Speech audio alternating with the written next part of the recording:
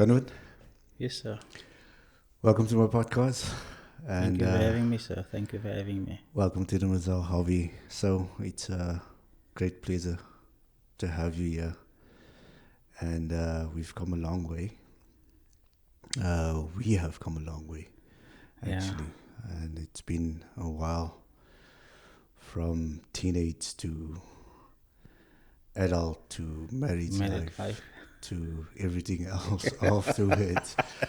But I'm very glad to have you on the show.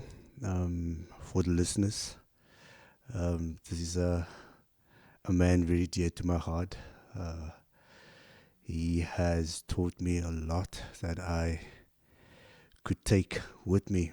And just by form of introduction, Donovan has played a very positive role in my life growing up as a young boy. His leadership skills that he has imparted, not only in me or in my life, but in a lot of young people's lives. And I can actually clearly say this is the result. Um, Hence, I've said we've come a long way. And his knowledge, as I mentioned earlier, that he has imparted in me, he's one of the reasons that I have achieved what I've achieved today. For those that think that their lives can't change, specifically based on the situation that you currently find yourself in, but here's a person that has contributed to my life positively. And I think this is a good opportunity just to say thank you for playing a role in my life. Thank you for being the person that you are. Thank you for your contribution to my success. And I hope that whatever you're going to share today will be some sort of encouragement to those that think that life stops if you're having problems, life stops if you're having difficult times. But at the end of the day, it's all up to you to make that decision. Today we have an incredible, inspiring guest as I see him, and one that has overcome tremendous adversity also.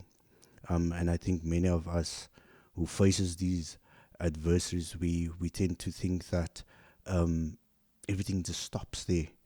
You see, but you are testament to overcoming all that adversity and growing up with limited resources and opportunities.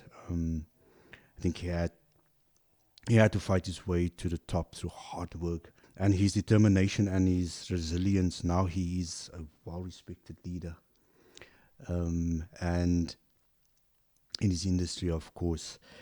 And his journey is one of perseverance and dedication, and we are honored to have him on the show here today to tell his story. I'm So honored to Donovan, be on your podcast. so Donovan, Yes, thank you sir. for agreeing to be on the show today. You have a very interesting story. I don't know everything about your story. Um, I think I know some. But who is Donovan Williams? Where does it Who come am I from? now? Um, take me through your journey. You are now this very well respected person, as I said, um, confident leader. A lot of people are looking up to you, especially from a professional perspective in your job, in your industry. Um, you are part of one of the biggest banks here in South Africa and a leader in there. So, where did it all start? I was, well, if I'm thinking today and where I am today and where I was, I think it has always been a burning desire to excel in everything I do. Um, from at school, trying to do at sports, trying to do at various things, and like as your intro said, is that by constant learning and teaching yourself many things, that is where it really started. Like you mentioned earlier as well, is that come from humble beginnings where it was not that, like you said, the lack of resources that um, sometimes you don't have all your parents, both your parents working. Yes, either one or the other, or there's been times that nobody was working and your upbringing was very tough. You, without knowing that, as you grow up, is that the sacrifices you as an individual have to make.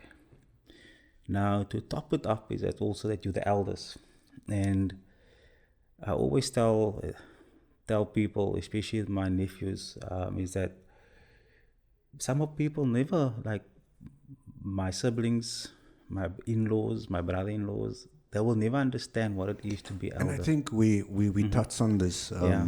when we had coffee now the other day, and sorry to break your word there.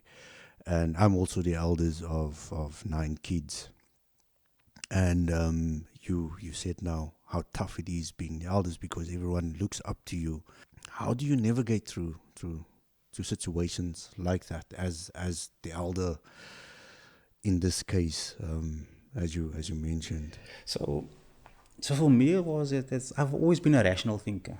Yeah. Whereas, for example, I would, people would up until today think when I tell them I've never smoked and never drank any alcohol, people say that how how did you, and it has always been the thinking where I where where I thought that no man, I'm gonna do stuff like this to spite my parents.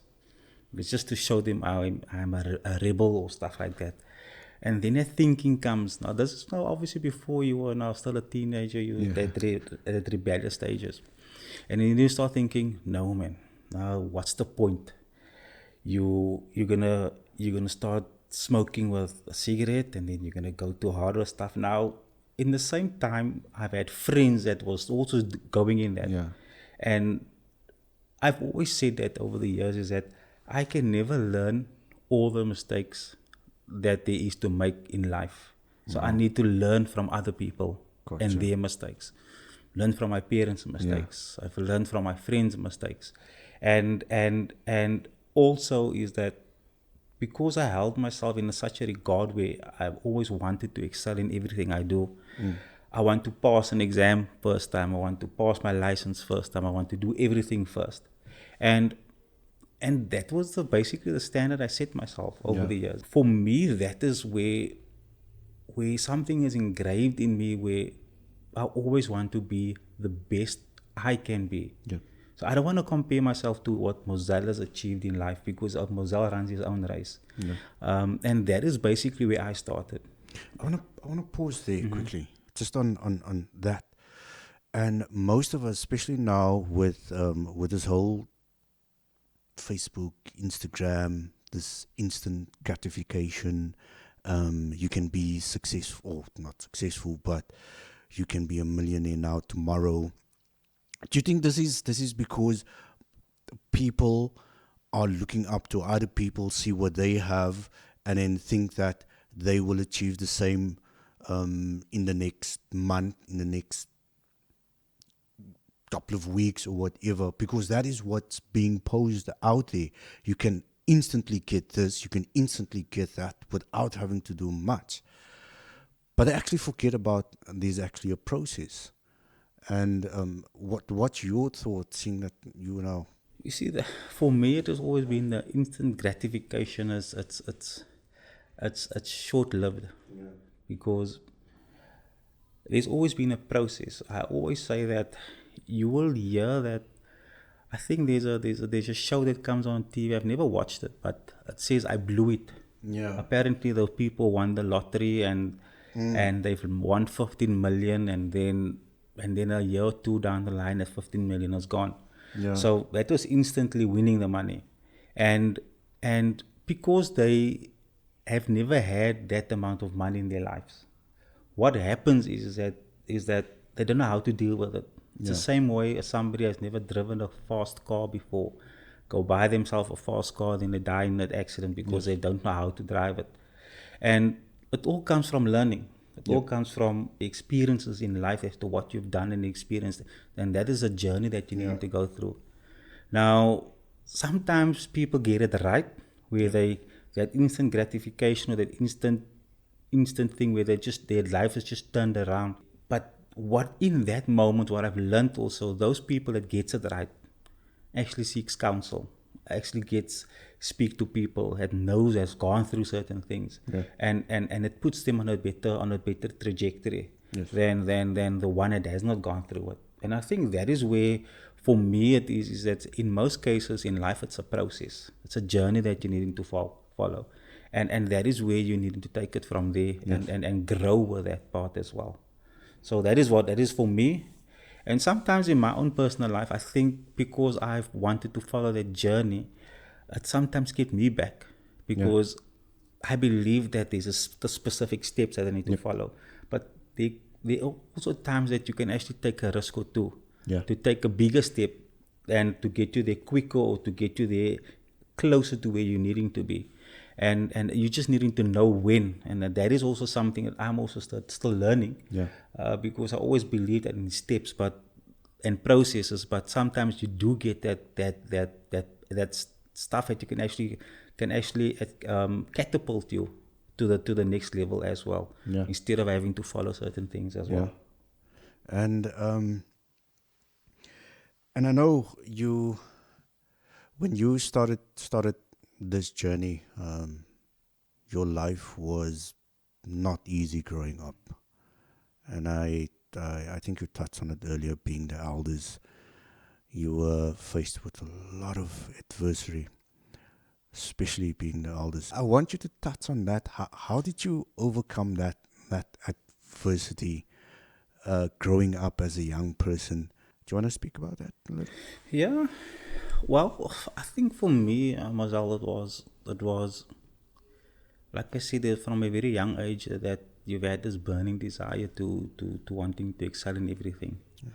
And also what has happened is that because you grew up in an underprivileged way, that where you did not have, and what has happened was over time is that people categorize you as and they place you in a specific class. Yeah. And it's people automatically used to think that they are better because either they wear better clothes or they wear better things.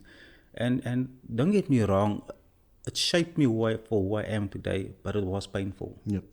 It hurt me a lot many a times when people would tell you that you can amount to nothing. You can amount to nothing in you because you don't have anything.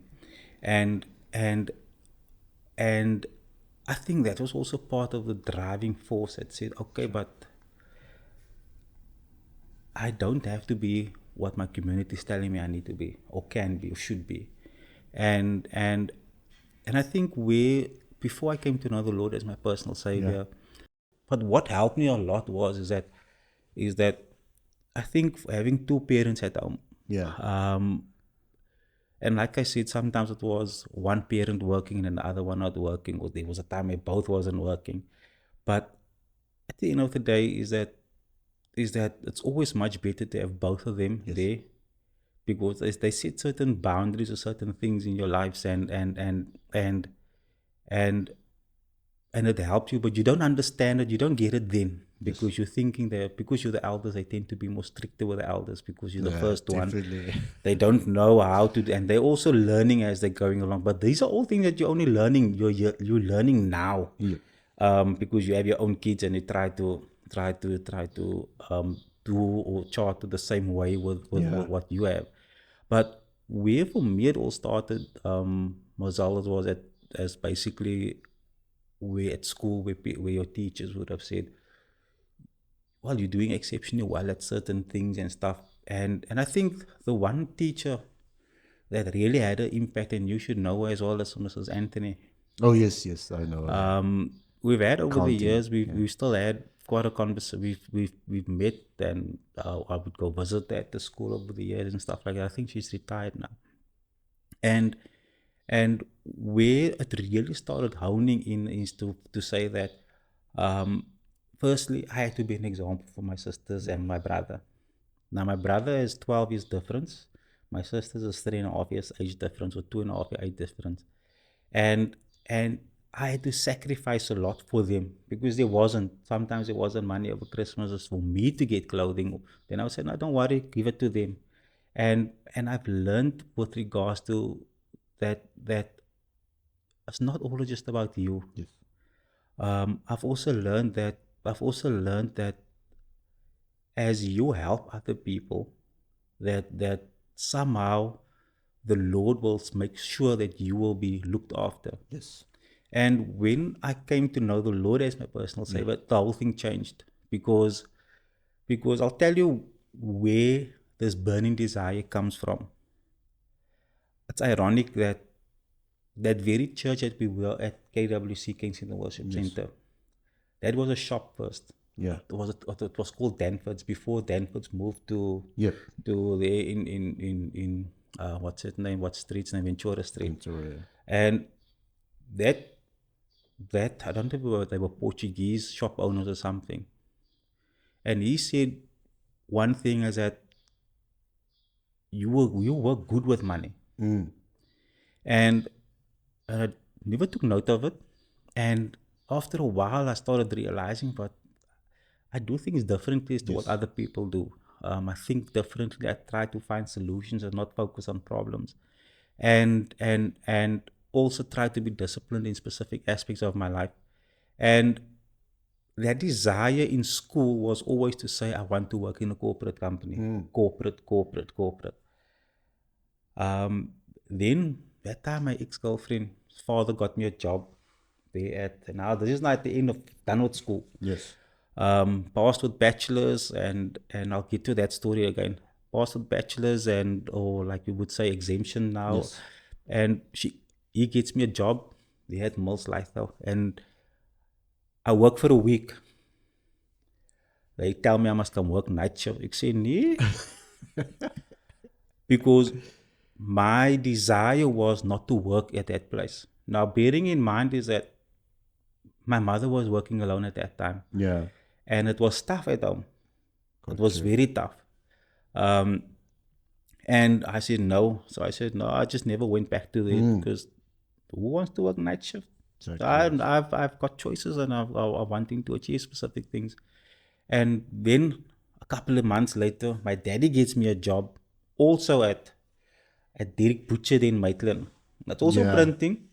I work for the week. I hear night shift. I tell my daddy, no. They say that because I was temping, I was a casual. They tell me no. So I told them no, they're done. They don't need me anymore. And back at the ranch, uh, they were looking for me the Monday, and I wasn't there. But there was always that burning desire to wanting to work in corporate. Yeah. And somehow, by the grace of God, is that I got into the bank that I'm working for now. And now, bearing in mind, you think you have matric, you're going to get an office and all of these. It doesn't work that way. And I only have matric, and I soon realized that there's a lot of opportunities for me. I started studying, and but before I go on with this one, is that one of the reasons why I could have gone to UCT, UWC, or any of these universities, or technicons, as they would have was known then. But because my family didn't know how to access that, or I didn't know Yeah. how to access that, it was very difficult for me. Um, and there was many times that I, in a way, wanted to blame my parents for not giving me that opportunity. Yeah. But after a while, I started realizing, but I can't blame them, because they don't themselves know. Love that part. Yeah. They didn't know, so how Yeah. can I go blame them for certain things? And but what I must say, Mozal, is that I take my hat off my brother, Yes. because he found a way Mm. to matriculate, go to UWC, as well as do his honors 4 years, finished everything, got his degree.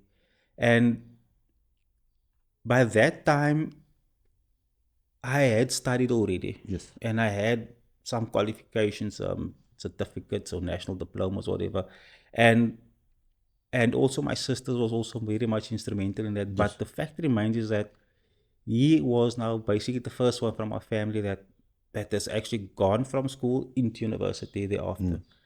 The second one is obviously my daughter now, Amy, which is now studying a second year in BCom Commerce. And we, And but the thing is this is that it started there. Nobody knew yes. about me wanting to blame or being the victim Yep. to say that my parents couldn't. Then you also start realizing, but how could they have known that there was an FSAS and what all these things? They would not ever have known. Exactly. Yes. And and but I left that, went on, and then I started studying while I was working. And But like I said earlier, it's always a continuous learning yes. and wanting to know more. And we're talking about breaking barriers. We're talking Yeah. about breaking that family tree of just following what your parents has done and your parents has done. I was talking about similar to your point. So in our culture, we're so used to okay, my mom or dad went through this particular situation, and now it's okay for me also to go through that. It's okay for my brothers also to go through that, and it's not okay. Yeah.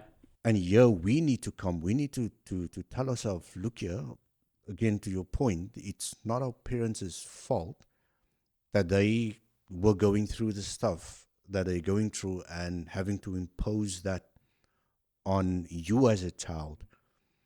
It's your decision at the end of the day if you wanna, okay, go with the flow, as Yeah. I would normally say, or if you want to take a different direction and make that decision. Look, it's not about my parents, it's not what they have imposed, it's not how I grew up, but it's how I'm gonna proceed. And you made a good example now with your brother because you made that decision and you were their elders. Your brother most probably looked up to you, same as your daughter's situation. You showed a look here. If you want to become something in life, doesn't matter what the situation, get a good education, study, learn. Whether you're going to open your own business or whether what, you still have to go through the process. Yeah. There's a process that you need to follow in order to get there. And it might not look bright now. Um, and again, making an example of your brother, he's just living down the road here by me. And I'm also, when we had a chat the other day at the gym, I was so proud of him because he was, oh, first he started out, how is not the environment, how is it living in that, where you live? How's the environment there? And not knowing that he was about to buy there. And I said, nah, it's okay. It's great. It's quiet. It's not like Where we where come we from. come from and stuff like that. And it's nice place to start a family and just live your life peacefully. And the next moment, I think a couple of months after that, yeah, now I bought. This is where I live. It's a couple of houses away from me. Yeah, well done, but and I mean, I felt good. I felt proud because I know you and the role you played in that. And it's amazing. Again, there's a process. He had to go through that process. What is there that you can actually say to the listeners, basically, that is going through a very tough time at the moment? We both Christians and we love God, and I know my rock always at the end of the day is going on my knees, praying to God. I know some physical person is not going to give me the answer that I'm looking for. I don't want to make this about religion or something related to religion, but what can you I think as tell? well for me, I'm gonna make an example. So there always has to be something that you need to give, a sacrifice. Yeah. And it's sometimes very tough because Yes. you can't sometimes see what what the light at the end of the tunnel, or you can't even see the good that might be just around the corner. And this is an example I used to tell my mother many years ago. She was working, and always when I tell her is that I try to tell her that, Mommy, you always say that you don't have money certain times of the year. And now this is normally this time of the year, the end of the year. If you can just save, because at that time she gets earned 50 Rand a week. If you can just save 50 Rand, a small amount, it will be 200 Rand by the end of the week, end of the month. By the end of the year, it's no longer 200 Rand. It's going to be around about what, say, if you take 11 months, it's going to be 2,200, 2,400 Rand. And that was the money that you would not have had by the end of the year. And she kept on telling me, I don't have. Now, for me, I could see that she can pinch a 50 Rand from her salary or her wages and save it. But until her mind had to tell her that it is possible, then she started doing it. It took her years to do that, Mazal.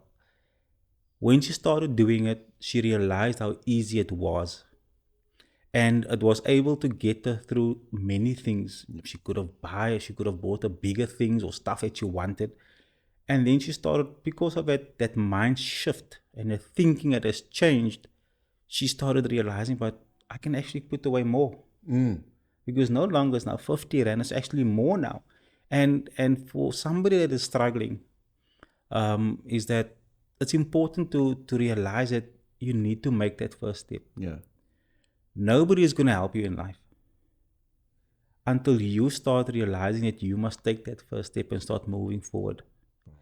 You might get a setback, you might get a couple of setbacks, but you get up again and you start walking.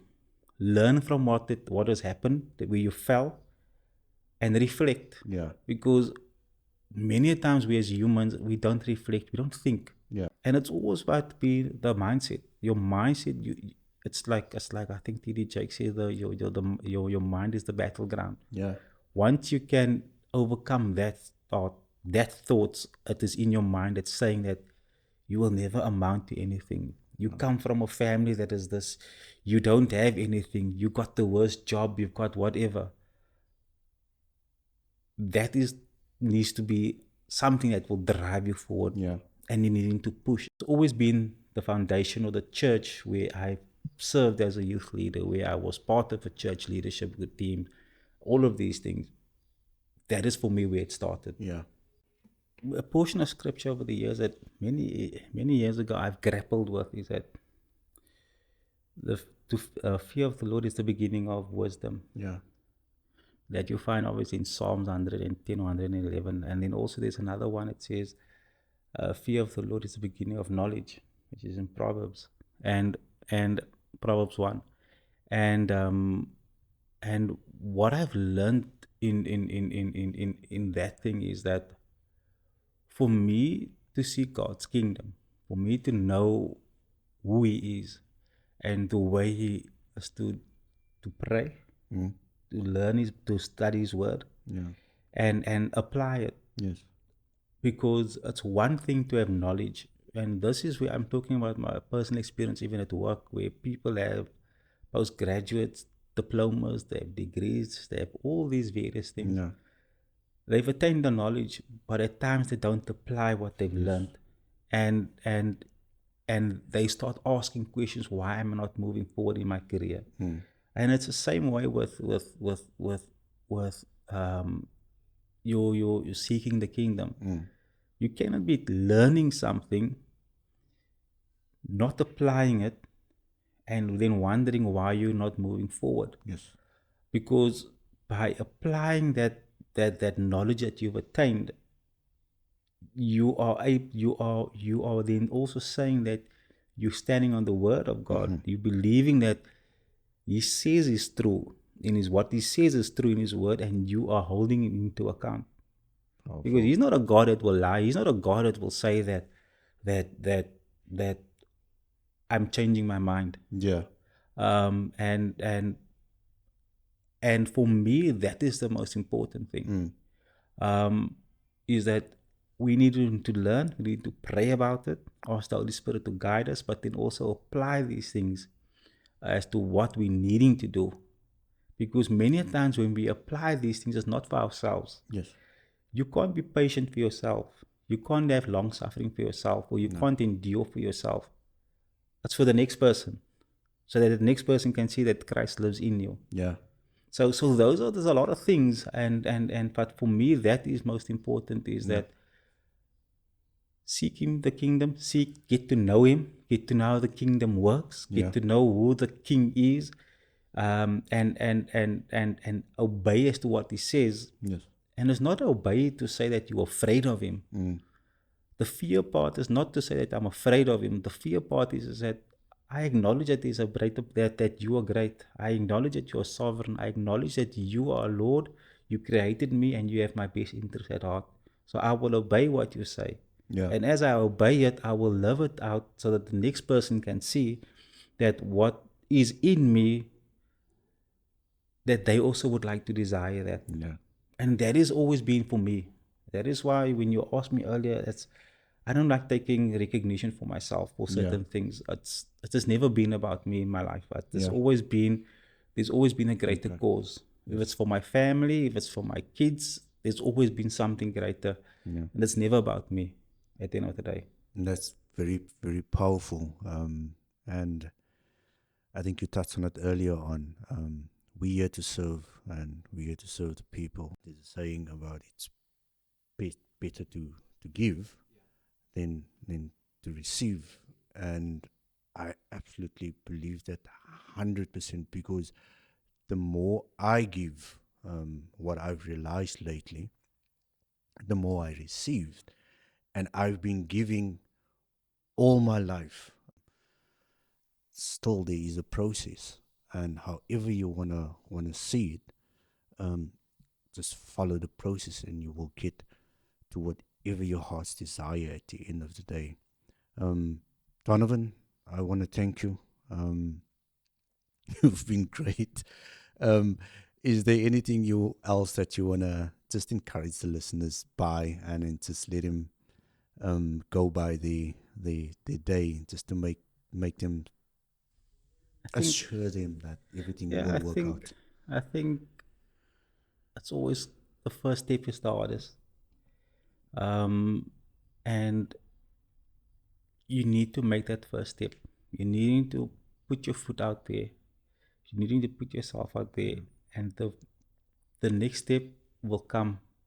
Because as you walk, you're technically speaking falling forward, but then the next foot will come and you fall forward again.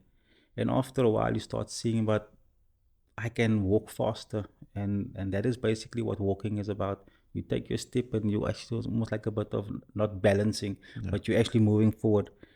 As long as you're moving forward, you are getting away from where you come from. Yes. But the one thing that you must never do is to forget where you come from. Yep. Because that is where the Lord has taken you from, so that you can be the testimony to the next person that has gone through, and the Lord will never give you somebody to testify or to speak to and motivate about something that you never have gone through. It's going to be very difficult, but keep the faith. Be strong and courageous, and just move forward. But ask the Lord to guide you. And if there's people that He needs to move into your direction, into your way, let Him reveal those people. Because the last thing is that no man is an island. Yes. I've listened to that song yesterday about I Need You to Survive, Hezekiah Walker. And I need you, Mozelle. You need me in some way. We all are part of God's body. Yes. And that is, if we are can also realize that, then I can tell you now is that our burdens will automatically become lighter. So that's it from my side, Mozelle. Thank you, and I really appreciate you, and thank you you, for taking out the time to just come encourage and the listeners and tell your story to them. I really do appreciate you.